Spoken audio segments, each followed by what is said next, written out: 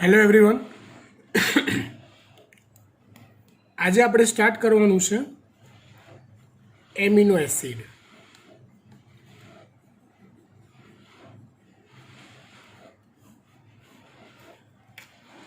જો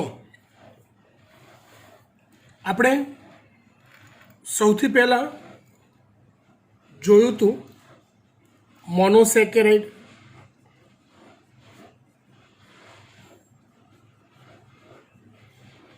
એના પછી જોયું ડાયસેકેરાઇડ, ને પછી જોયું પોલીસેકેરાઇડ.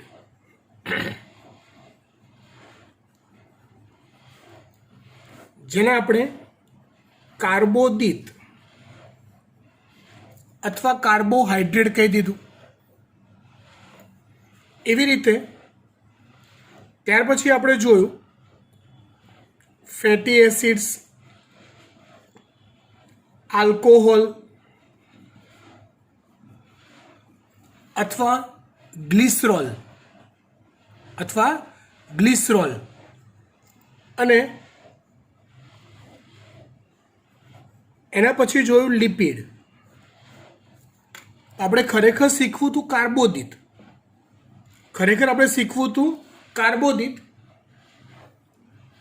પણ એ કાર્બોદિતનો બેઝથી આપણે શીખ્યા મોનોસેકેરાઇડથી. એવી રીતે આપણે શીખવું હતું લિપિડ, તો બેઝથી ગયા ફેટી એસિડ અને આલ્કોહોલથી. એવી રીતે આપણે ખરેખર શીખવું છે પ્રોટીન. તો પ્રોટીન શીખવા માટેનો જે પાયો છે એ એમિનો એસિડ છે. પ્રોટીનની અંદર આવેલો જે મોનોમર, નાનામાં નાનો અણુ જે છે એ એમિનો એસિડ છે. પ્રોટીનમાં આવેલો નાનામાં નાનો અણુ એ એમિનો એસિડમાંથી બને છે ડાયપેપ્ટાઇડ. ડાયપેપ્ટાઇડમાંથી બને છે પોલીપેપ્ટાઇડ અને પોલીપેપ્ટાઇડમાંથી બને છે પ્રોટીન. આપણે પ્રોટીન શીખવું છે ખરેખર તો, પણ શરૂઆત આપણે ક્યાંથી કરીશું? એમિનો એસિડથી કરીશું.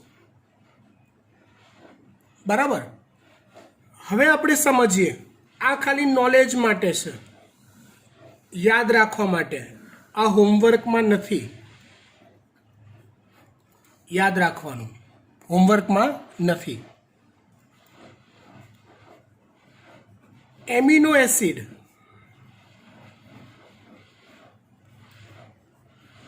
તેની વાત કરું તો એમિનો એસિડમાં શું હોય તો કે લાંબી આલ્કલી શૃંખલા હોય. આર એટલે આલ્કલી શૃંખલા, એ તમને ખબર છે, ફેટી એસિડમાં આપણે જોયું હતું, હે ને? એ આલ્કલી શૃંખલાના છેડાનો કાર્બન, એ કાર્બન જોડે COOH સમૂહ એટલે કે કાર્બોક્સિલિક એસિડ સમૂહ જોડાયેલો હોય. જો આટલું જ હોય ને તો આને તમે કહેશો સાહેબ ફેટી એસિડ અથવા કાર્બોક્સિલિક એસિડ કહેશો. યાદ કરો. હવે એની બીજી તરફ એ જ કાર્બન સાથે NH2 સમૂહ જોડાયેલો હોય છે અને H હોય. મતલબ COOH એ એસિડિક સમૂહ થયો, કાર્બોક્સિલિક એસિડ સમૂહ થયો હોય, અને NH2 જેને કહેવાય છે એમિનો સમૂહ. માટે આનું નામ છે એમિનો એસિડ.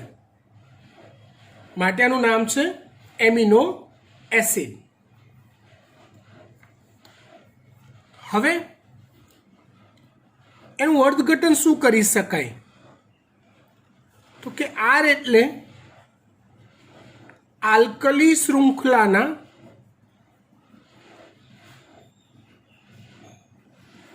છેડાના કાર્બન પર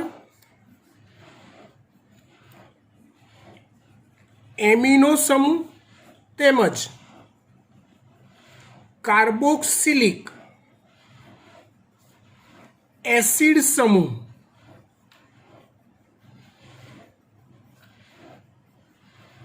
જોડાયેલા હોય તો તેવી રચનાને એમિનો એસિડ કહેવાય છે.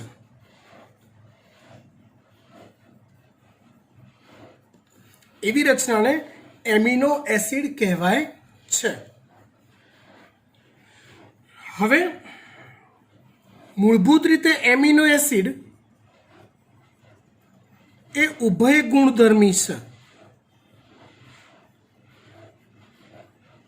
મતલબ આ COOH જે છે એ એસિડ છે, એટલે કેટલીક પ્રક્રિયાઓ એસિડ જેવી દર્શાવે, કેટલીક લાક્ષણિકતાઓ એસિડ જેવી હોય. NH2 સમૂહ એ બેઝ છે, એટલે કેટલીક લાક્ષણિકતાઓ એ બેઝ જેવી દર્શાવે. બરાબર, એટલે એસિડ જેવી પણ કેટલીક લાક્ષણિકતા દર્શાવે, બેઝ જેવી પણ કેટલીક લાક્ષણિકતા દર્શાવે. માટે એને શું કહેવાય? ઉભય ગુણધર્મી કહેવાય. બરાબર, ઓકે. હવે એ એમિનો એસિડ વિશે કેટલીક વિસ્તૃત વાતો કરીએ. અલગ અલગ એમિનો એસિડમાં આરમાં ફેરફાર જોવા મળે છે.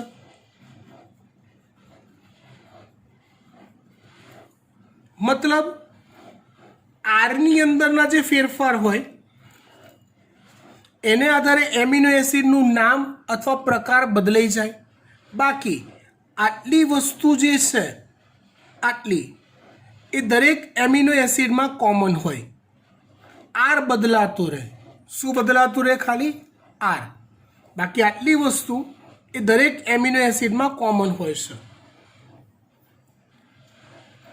ટેક્સ્ટની સાથે સાથે આપણે આ ટોપિક જોતા જઈએ એટલે આપણને વધારે આઈડિયા આવશે.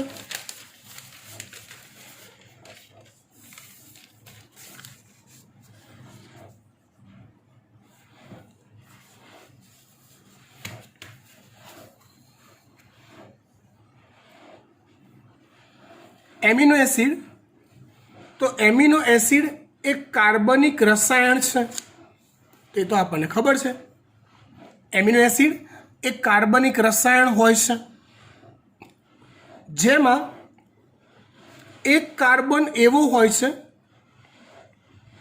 કે જેમાં એક એમિનો સમૂહ અને એક એસિડિક સમૂહ, એમિનો સમૂહ તરીકે NH2, એસિડિક સમૂહ એટલે COOH સમૂહ આવેલા હોય છે. બે મુદ્દા તો ખબર પડી ગઈ. ત્રીજો પોઈન્ટ, તે પ્રસ્થાપિત મિથેન છે. તે પ્રસ્થાપિત મિથેન છે. મિથેન એટલે શું થાય?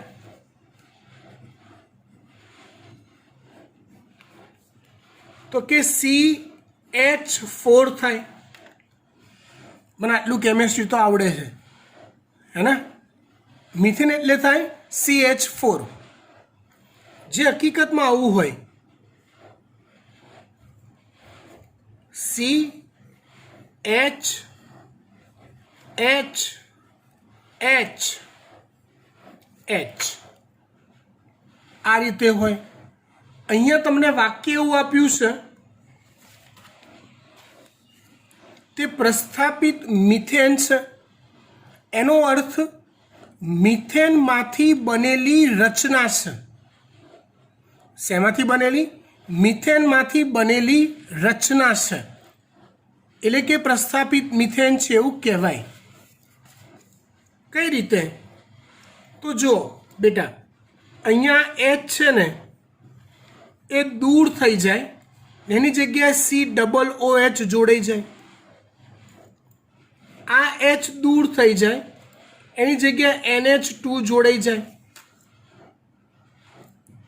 આ H ની જગ્યાએ R જોડાઈ જાય, લાંબી શૃંખલા જોડાઈ જાય. તો એ મિથેનમાંથી પ્રસ્થાપિત થયેલી રચના કહેવાય. એટલે મિથેનમાં આવેલા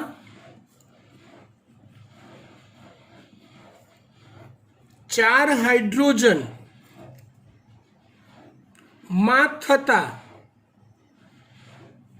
માં અન્ય સમૂહ પ્રસ્થાપિત થઈ 4 હાઇડ્રોજનમાં અન્ય સમૂહ પ્રસ્થાપિત થઈ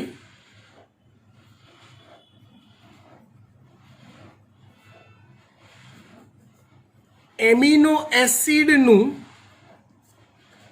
નિર્માણ થાય છે.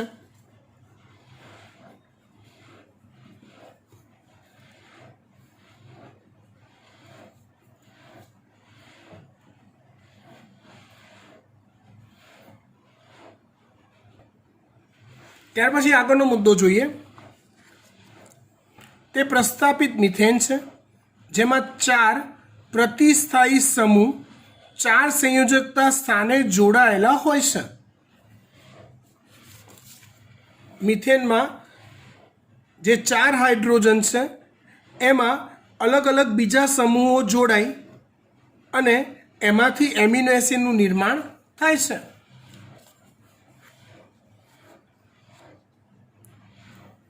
આ સમૂહમાં હાઇડ્રોજન COOH NH2 અને R સમૂહ આવેલા હોય છે. ખબર પડી ગઈ? હા. R સમૂહની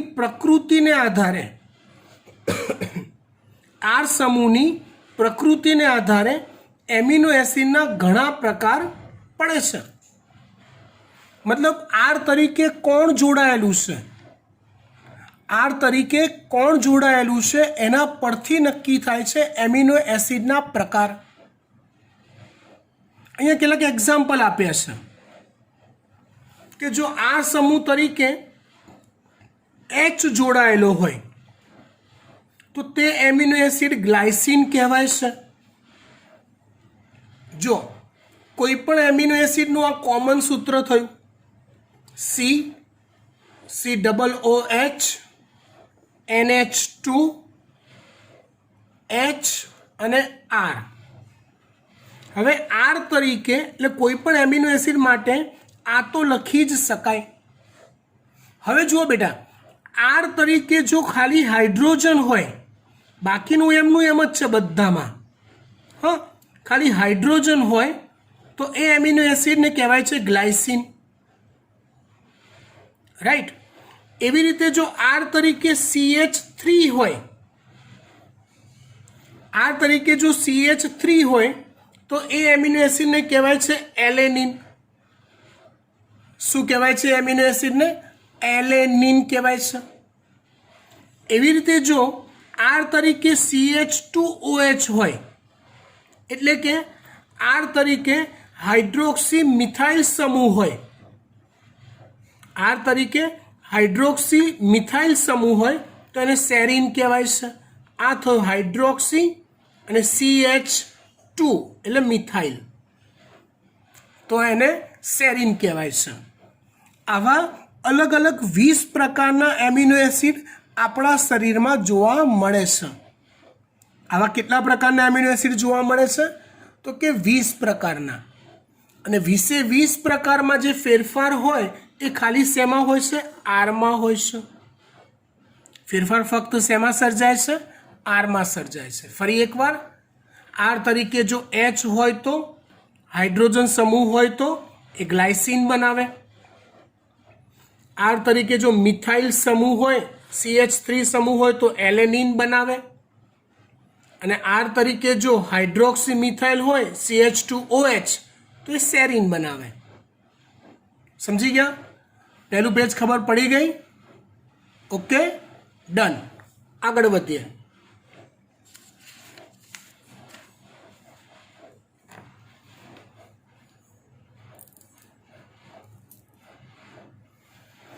આકૃતિમાં દર્શાવ્યા અનુસાર આરની વિવિધતાના આધારે એમિનો એસિડના પ્રકાર પડે છે. કુલ 20 પ્રકારના એમિનો એસિડ પ્રોટીનના બંધારણમાં આવેલા હોય છે. अलग अलग 20 प्रकार पड़े आरना फेरफारने आधारे, बराबर। एमिनो कार्बोक्सिल तथा आर, एमिनो समूह, कार्बोक्सिल समूह तथा आर आल्कली क्रियाशील समूह ने आधारे एमिनो एसिडना भौतिक अने रासायणिक गुणधर्मों नक्की थाय छे। मतलब ए रासायणिक दृष्टिए केवुं बिहेव करशे, एनुं भौतिक स्वरूप केवुं हशे, ए नक्की शेने आधारे थाय तो कि एमिनो समूह, कार्बोक्सिल समूह अने आर समूह नी स्वरूपना आधारे नक्की थाय छे। एना गुणधर्मो रासायणिक स्वरूपना कई रीते तो समझाऊं तमने हूँ। पहला कंईक आ रीते, चलो COOH H NH2 आटलू तो छे ज। हवे जो धारो के अहींया खाली H होय तो एक कार्बोक्सिल समूह थयो, एक एमिनो समूह थयो, એટલે આ એમિનો એસિડ જે બન્યો એ ઉભય ગુણધર્મી હશે, 50-50, 50% જેવો એસિડિક ગુણધર્મ, 50% જેવો બેઝિક ગુણધર્મ। સમજ પડી વાત? એવી રીતે ધારો કે આવું થયું, COOH NH2 H, આરની જગ્યાએ આવી લાંબી ચેન હોય ને આગળ ક્યાંક COOH આવતો હોય તો આખું આર છે, આખા એમિનો એસિડમાં COOH ની સંખ્યા વધી ગઈ, હા કે ના? તો આવો એમિનો એસિડ એ એસિડિક હશે। એવી રીતે આખા એમિનો એસિડમાં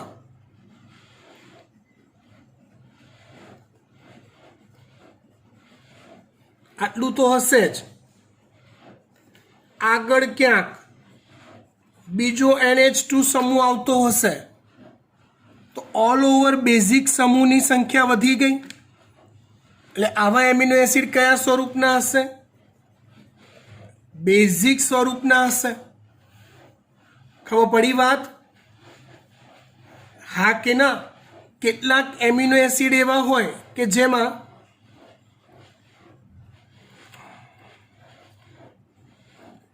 આટલું તો હોય જ અને આર તરીકે આવી રીંગો આવેલી હોય, આર તરીકે આવી રીંગો આવેલી હોય તો એવા એમિનો એસિડને એરોમેટિક કહેવાય છે। ટૂંકમાં એમિનો એસિડના 4 પ્રકાર થયા, તટસ્થ, એસિડિક, બેઝિક અને એરોમેટિક। જો એસિડિક અને બેઝિક સમૂહોની સંખ્યા સરખી તો તટસ્થ, એસિડિક ક્રિયાશીલ સમૂહની સંખ્યા જો વધી ગઈ તો એ કેવા થશે? હવે એનો આધાર થશે આર પર। આરમાં જો એસિડિક છે તો ઓલરેડી પહેલા કાર્બન પર તો એક એસિડિક સમૂહ છે જ, એક કરતાં વધુ એસિડિક સમૂહ થયા તો એ એમિનો એસિડ એસિડિક ગુણધર્મ ધરાવે, બીજો એમિનો એસિડ છે બેઝિક ગુણધર્મ ધરાવે। જો એક કરતાં વધુ એમિનો સમૂહ હોય તો એવી રીતે આર તરીકે જો સાયકલો જોવા મળતી હોય, ચક્રો જોવા મળતા હોય તો એવા એમિનો એસિડને એરોમેટિક કહેવાય છે। ઇન શોર્ટ ઓલું વાક્ય ફરીવાર આપણે ભણીએ,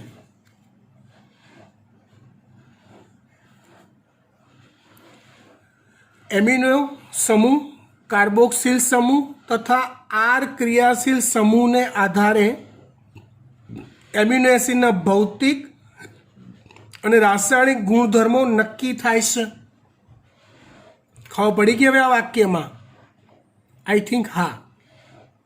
આરમાં આવેલા NH2 અને COOH સમૂહની સંખ્યાને આધારે એમિનો એસિડના 4 પ્રકાર પડે છે। એસિડિક, એસિડિક એટલે ખબર પડી ગઈ હવે?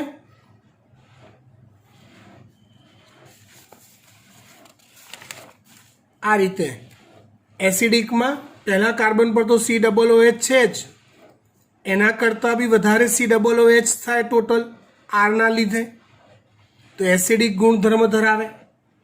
બેઝિકમાં આવું હોય, એક કરતાં વધુ NH2 બેઝિક સમૂહ આવેલા હોય એ રીતે.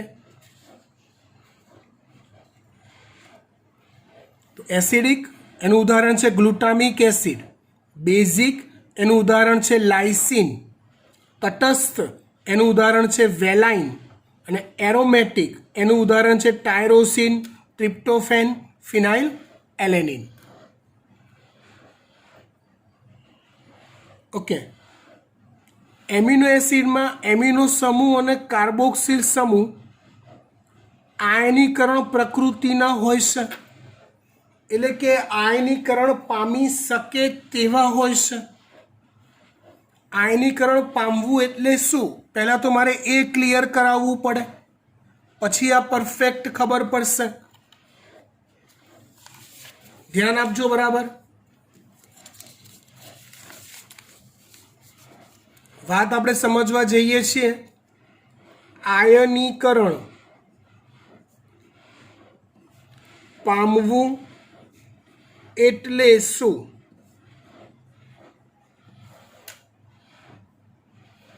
રાઈટ. હવે હું ધારો કે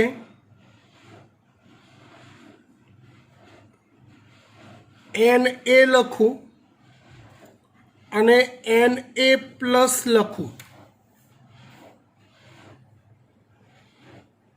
Na લખું અને Na પ્લસ લખું, તો આ આયનીકરણ પામ્યો એવું કહેવાય? કેવી રીતે? તો હું ખાલી Na લખું ને, એનો અર્થ શું થયો? એનો અર્થ આ Na એટલે સોડિયમ, એ તમને આવડે છે મારા કરતાં સારું, અને આ છે સોડિયમ આયન.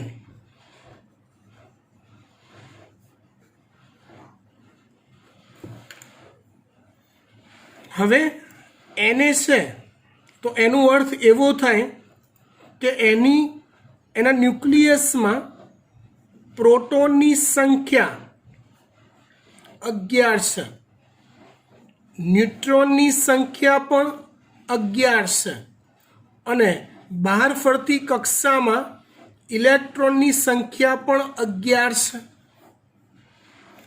પ્રોટોન ધન વીજભારિત છે, ઇલેક્ટ્રોન ઋણ વીજભારિત છે, ન્યુટ્રોન તટસ્થ છે. હું એને લખું એનો અર્થ મારે આ સમજવાનો હોય. Na પ્લસ એટલે પ્રોટોન તો કે 11 જ, ન્યુટ્રોન તો કે 11 જ, અને ઇલેક્ટ્રોન એ 10 થઈ ગયા હોય.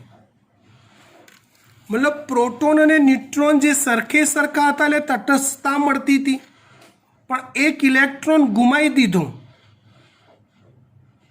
એટલે એ પરમાણુ એક પ્લસ ધન વીજભાર ધરાવે છે એવું કહેવાય. વાત ખબર પડી? અહીંયા પ્લસ માઇનસ ધન વીજભાર ઋણ વીજભાર ધરાવતા કણોની સંખ્યા ઇક્વલ હતી.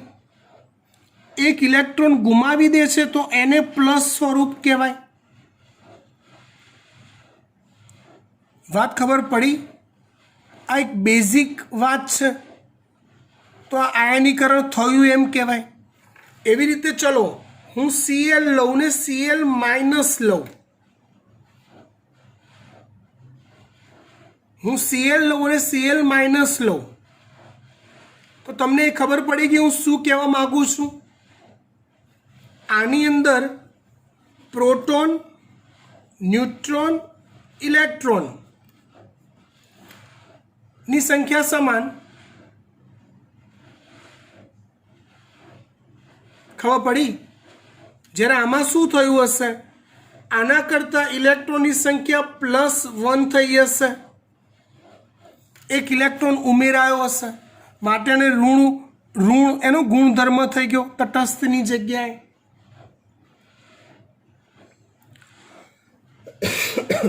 ખબર પડી ગઈ? ડન. મૂળ વાત પર આવી જાઓ, જ્યાં હતા ત્યાંના ત્યાં. એમિનો એસિડમાં એમિનો સમૂહ અને કાર્બોક્સિલ સમૂહ આયનીકરણ પ્રકૃતિના હોય છે, એટલે એ એના આયનિક સ્વરૂપમાં ફેરવાઈ શકે છે એમ. તેથી જુદી જુદી પીએચ વાળા દ્રાવણમાં એમિનો એસિડની રચના બદલાતી રહેશે. એસિડિક પીએચ વાળું દ્રાવણ હોય, બેઝિક પીએચ વાળું દ્રાવણ હોય, તટસ્થ પીએચ વાળું દ્રાવણ હોય, ત્યારે તે પોતાના આયનિક સ્વરૂપો બદલી કાઢે છે. આવા 3 ટાઈપના સ્વરૂપો હોઈ શકે. આવા 3 ટાઈપના સ્વરૂપો હોઈ શકે. દાખલા તરીકે આ પહેલું સ્વરૂપ જુઓ. આ પહેલું સ્વરૂપ જુઓ તો અહીંયા NH3 પ્લસ છે. NH3 પ્લસ છે.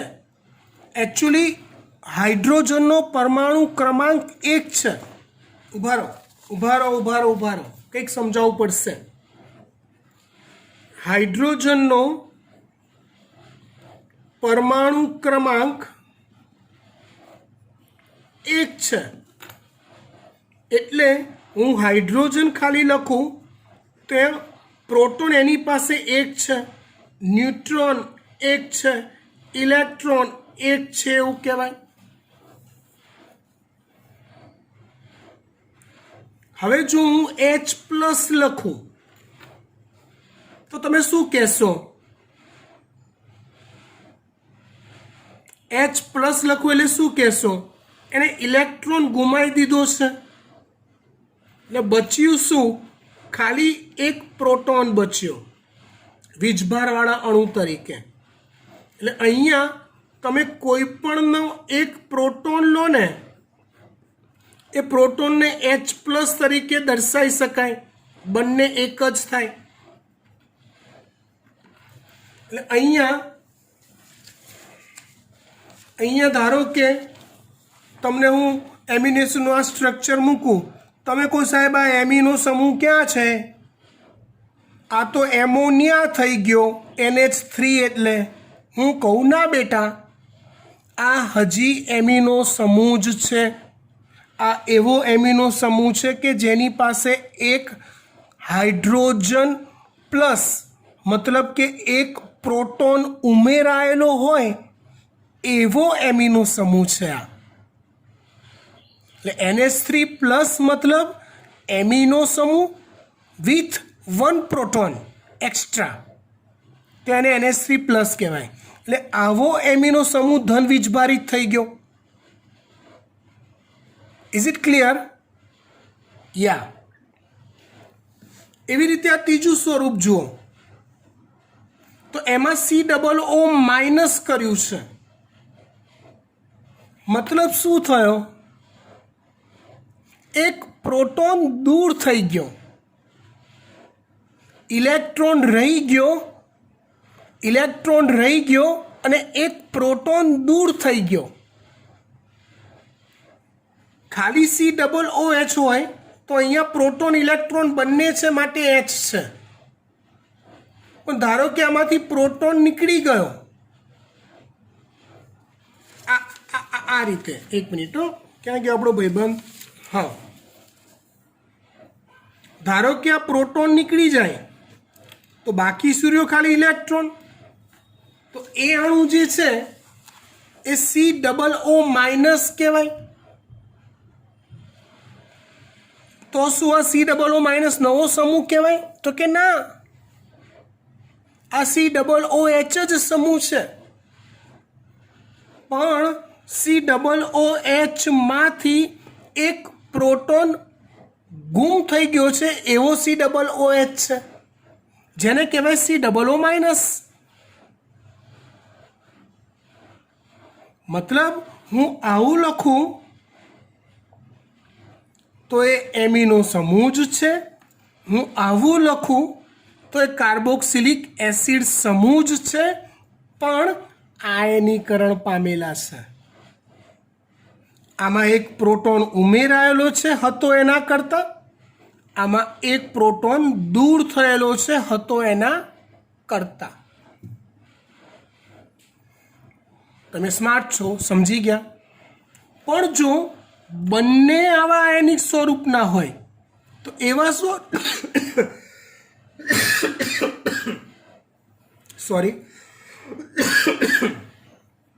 તો એવા સ્વરૂપને ઝ્વિટર સ્વરૂપ કહેવાય. આ પણ NH3+ હોય, આ પણ COO- હોય. ઝ્વિટર સ્વરૂપ એટલે શું? તો કે આમાંથી આય બની શકે ને આમાંથી આય બની શકે. બંને ક્રિયાશીલ સમૂહ વીજભારયુક્ત હોય તેને ઝ્વિટર આયન કહેવાય. સમજી ગયા? ઓકે. એમિનો એસિડની ચર્ચા અહીંયા પૂરી કરી.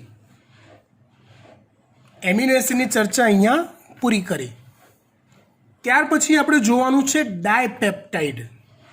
કયો પેપ્ટાઇડ? ડાયપેપ્ટાઇડ. આનો ઉલ્લેખ ક્યાંય ચોપડીમાં નથી. આપણે નવો શીખવાનું છે, પણ આવડવો જોઈએ.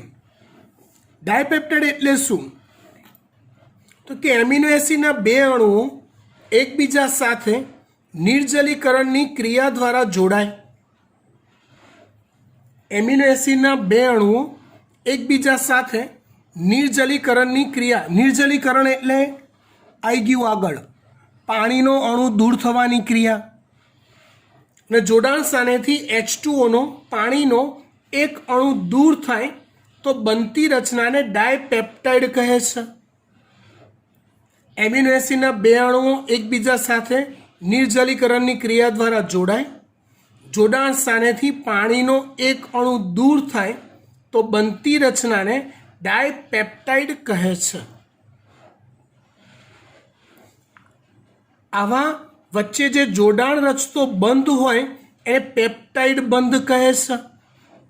યાદ કરો બાળ મિત્રો, કાર્બોહાઈડ્રેટમાં આવો જોડાણ કરતો બંધ કયો હતો? તો કે ગ્લાયકોસિડિક બંધ. કાર્બોહાઈડ્રેટમાં આવો જોડાણ કરતો બંધ કયો હતો? ગ્લાયકોસિડિક બંધ. લિપિડમાં આવો જોડાણ કરતો બંધ કયો હતો? એસ્ટર બંધ. અને અહીંયા પ્રોટીનની અંદર જઈ રહ્યા છીએ તો એમાં જોડાણ કરતો બંધ કયો આવ્યો? પેપ્ટાઇડ બંધ. કયો બંધ આવ્યો? પેપ્ટાઇડ બંધ. જો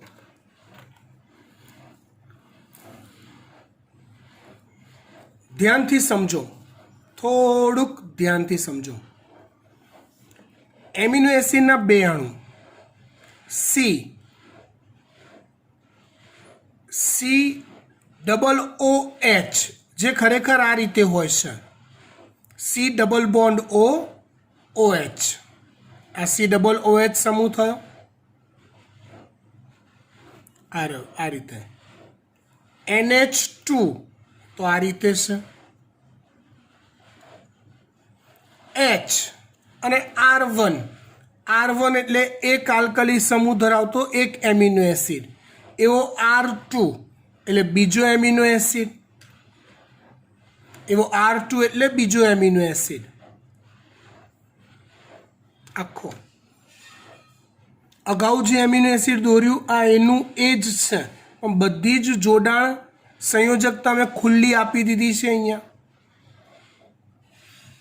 એટલે આ એમિનો એસિડનો COOH માંથી OH અને આ એમિનો એસિડનો NH2 માંથી એક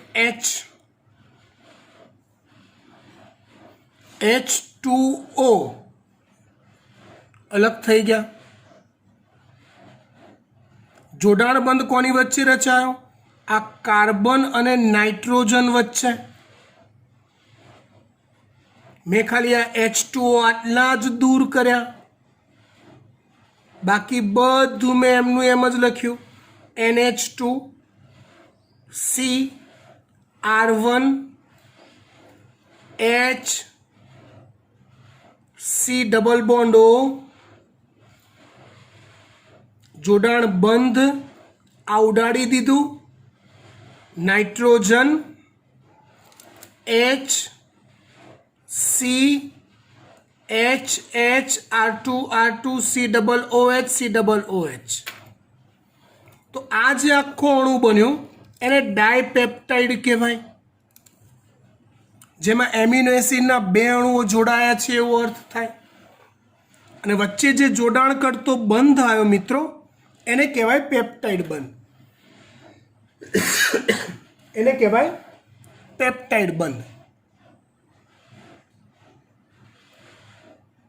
આવી રીતે અહીંયા ત્રીજો એમિનો એસિડ જોડાય, આગળ ચોથો જોડાય, પાંચમો જોડાય, છઠ્ઠો જોડાય, આ દિશામાં કે આમ પેપ્ટાઇડ બંધથી જોડાણ થતું જાય, વચ્ચેથી H2O દૂર થતા જાય નિર્જલીકરણ દ્વારા. તો બનતી રચનાને કહેવાય પોલીપેપ્ટાઇડ. એમિનો એસિડના અસંખ્ય અણુઓ વિવિધ પ્રકારના, ટોટલ 20 પ્રકાર છે એમિનો એસિડના, એકબીજા સાથે પેપ્ટાઇડ બંધથી જોડાઈને જે પોલિમર રચે છે તેને પોલીપેપ્ટાઇડ્સ કહેવાય છે. જે મોટો અણુ બને એને પોલિમર કહેવાય. પ્રોટીનના બંધારણમાં પોલીપેપ્ટાઇડની એક કે એક કરતાં વધુ શૃંખલાઓ આવેલી હોય છે. પ્રોટીનના બંધારણમાં પોલીપેપ્ટાઇડની કેટલી શૃંખલાઓ હોય તો કે એક કે એક કરતાં વધુ શૃંખલાઓ આવેલી હોય છે. ક્યાં? પ્રોટીનના બંધારણમાં. ખબર પડી વાત? ઓકે, અહીંયા પોલીપેપ્ટાઇડ સુધી આપણે જોયું. હવે પોલીપેપ્ટાઇડમાંથી પ્રોટીન કઈ રીતે બને છે અને પ્રોટીન એક્ઝેક્ટલી શું ગુણધર્મ ધરાવે છે, કેવા હોય છે, એ આપણે જોઈશું આવતા અંકે. બીજી એક ખાસ વાત, આવતીકાલે નહીં, રવિવારે આપણા ઝૂમ પરના લેક્ચરમાં હું તમને જૈવિક અણુઓ માટેના ઓરલ ક્વેશ્ચન્સ પૂછવાનો છું. જેટલું ચાલ્યું છે એમાંથી શોર્ટ ક્વેશ્ચન્સ હશે. જસ્ટ ફોર એક્ઝામ્પલ, કાર્બોહાઈડ્રેટમાં આવેલો જોડાણ બંધ કયો? ગ્લાયકોસિડિક બોન્ડ. બરાબર. મોનોસેકેરાઇડમાં ટ્રાયોઝના ઉદાહરણ તો તમને આવડવા જોઈએ. પેન્ટોઝના ઉદાહરણ આવડવા જોઈએ. ફેટી એસિડનું સામાન્ય સૂત્ર શું? આવડવું જોઈએ. ગ્લિસરોલનું સૂત્ર શું? આવડવું જોઈએ. બરાબર. એમિનો એસિડનું સામાન્ય સૂત્ર શું? આવડવું જોઈએ. ગ્લાયસિનમાં શું આવે? આર તરીકે શું હોય તો ગ્લાયસિન આવે? સેરીન કેવી રીતે બને? એ બધું જ આવડવું જોઈશે. જેને નહીં આવડે એને હું પછી 10 વાર, ખાલી એટલી જ વસ્તુ 10 વાર લખવા માટે આપીશ. કારણ મારી મજબૂરી છે બેટા કે આ ચેપ્ટર તમને લાકડા તોડ તૈયાર કરાવવું, અઘરું હોવા છતાં બી. અને માટે હું નાના વિડીયોઝ બનાવું છું રેગ્યુલર સ્ટ્રેન્થ કરતાં. બરાબર. તમે પૂરું પરફેક્ટ તૈયાર કરો. મારે કોર્સ પતાવવાની કોઈ ઉતાવળ નથી, આ ચેપ્ટર તમને પાક્કું ના આવડે ત્યાં સુધી. બરાબર. Thank you.